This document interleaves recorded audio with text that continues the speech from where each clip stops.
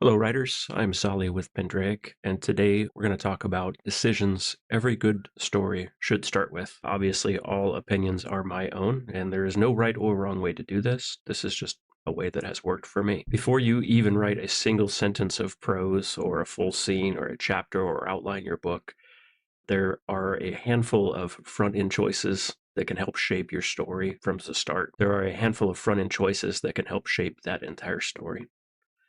The genre, format or form, length, point of view, tense, voice, maybe even a working title, though that's not critical. It's just something other than untitled to keep you on track. If you get these somewhat right, or just get something in there, everything downstream in the creation process gets a lot easier. If you skip them or you get them muddled up, you're going to end up in a fight with your story for 80,000 plus words.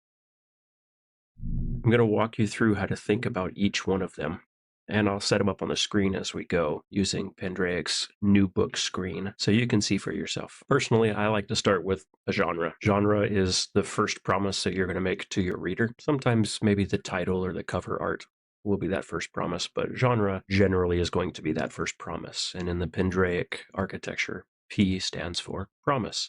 When the reader picks up your book, what are they promised? What are you going to deliver them by reading your book? A genre is a promise. When a reader picks up a mystery, they're promised a puzzle and a payoff. If they're promised a romance, they're promised a relationship. Picking your genre isn't really boxing yourself in, it's more deciding what expectations to set for your reader from the start. So pick whatever is the closest fit to what you're working on or what you want to work on. If you're working on some high fantasy in a new universe and world, then you know what your readers are going to expect. Nobody picks up a Brandon Sanderson novel and thinks, oh gosh, I wonder if there's going to be a horror in this. I wonder if it's going to be like a Pet Cemetery. It doesn't work that way. The more honest you are about what you're actually writing to yourself and to your readers, the easier everything gets later on. In Pendraic, the genre also tunes the back end AI tools and the prompts that are generated towards your specific project or your book.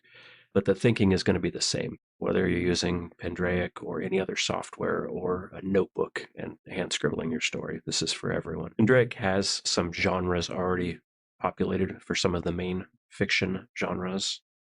You also have freeform text in your subgenre. If you do want to have let's say it's an epic high fantasy, but it's a Western sci-fi romance horror theme, all of those combined, you can do that in your subgenre, and that also passes through and tunes for your tools. Next is going to be the work type or the format. You could have a short story, an essay, a novelette, novella, novel, epic saga. You can do poetry, anything fiction you can do. This isn't just the length, it's the scope that goes into creating this book.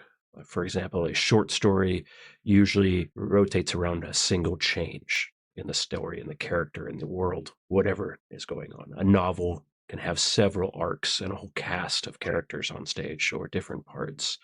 Writers can get into trouble if you try to cram a whole novel worth of content or plot into a short story, a novella, or if you try to stretch that short story or essay. Essentially, you have a great idea, but it would be awesome as a short story, but you try to stretch it across 300 pages.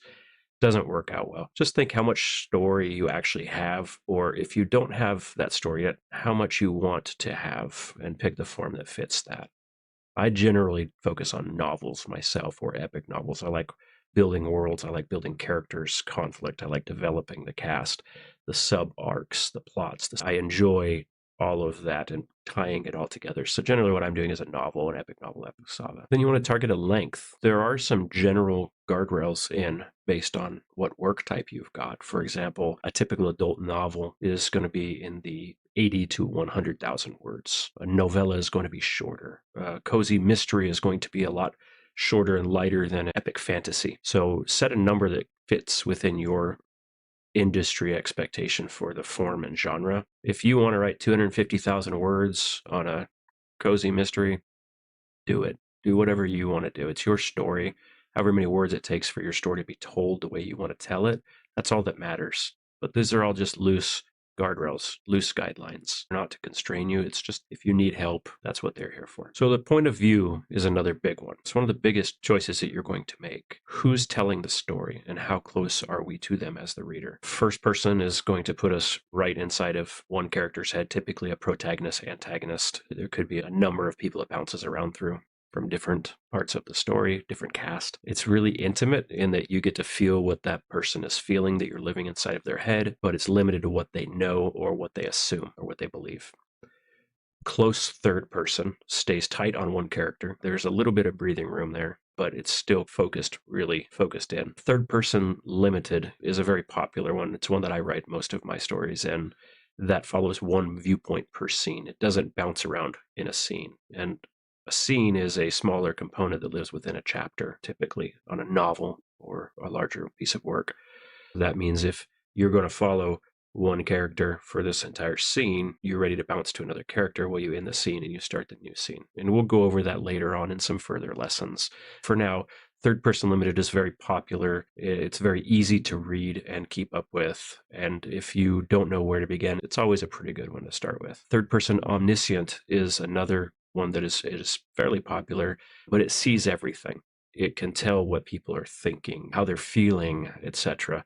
I don't write a lot of omniscient because I don't like writing that style. Never stuck with me, but lots of great writers and lots of great work are in third person omniscient. Multi-point of view or multi-POV allows you to bounce around between several characters. None of these are right or wrong. They're anything that feels good to you and makes the story read the way that you want it written or the way you want it read. That's the way to go. Each of these just basically change what the reader can know and feel at any given time by reading. Like a tense thriller, they might want to have a single close viewpoint and have that claustrophobic feel. Time is running out. Oh gosh, the dread, the rising tension.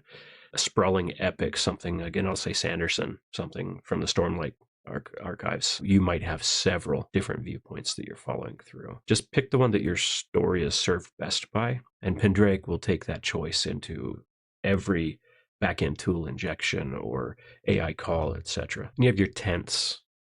Tense is really your past, present mixed for flashbacks. Past tense is the default for a reason. It is invisible. It's the most natural reading tense there is. Most readers never even notice tense. When it's in past tense, it's comfortable. You can follow it. Readers of all levels can follow it. Present tense feels more immediate and breathless, which can be perfect for, say, that fast thriller or a tense story. But if you're writing in present tense, I find when I'm reading a book that's in present tense that I start getting a little tired of reading it after a while. My brain tries to translate it into past tense as I'm reading. I get lost.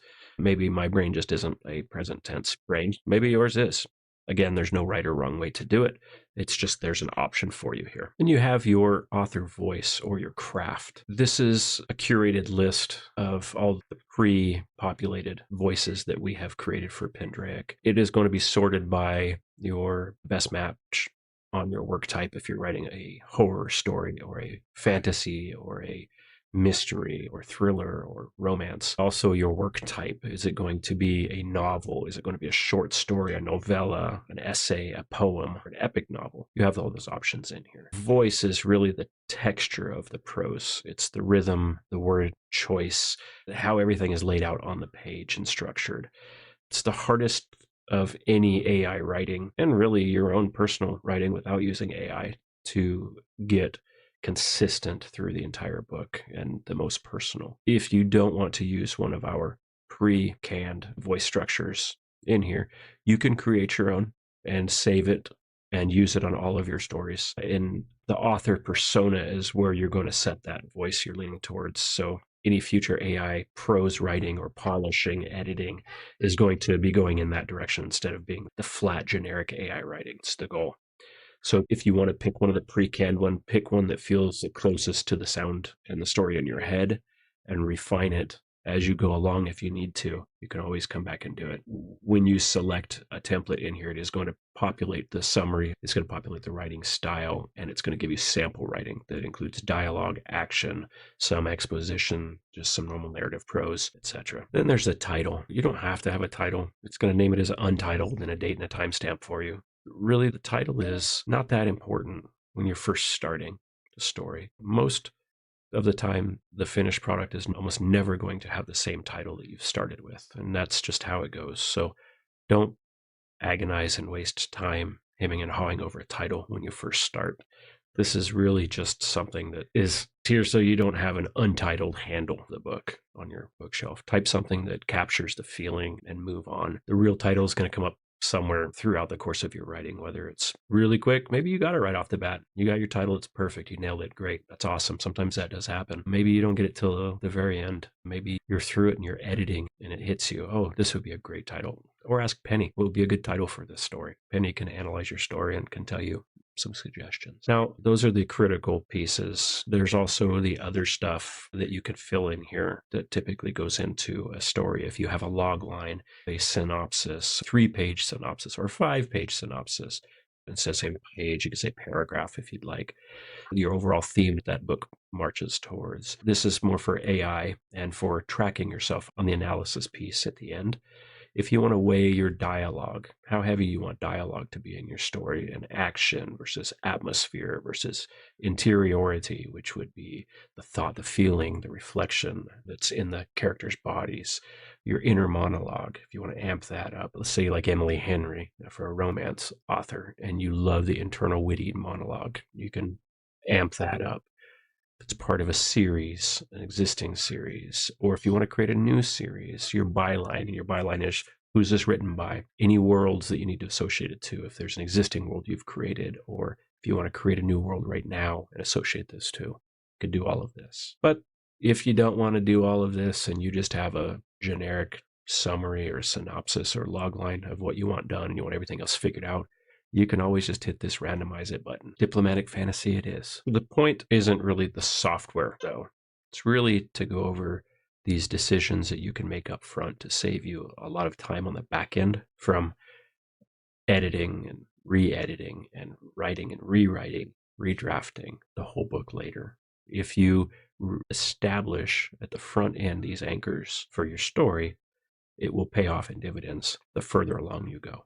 And that's it for this one. So don't forget to join the Pendrag Discord server for any real-time assistance you may need, any tips, any guidance, banter with other writers, anything at all, you name it. Happy writing, and I'll see you next time when we get to talk about building a world your story can actually live in.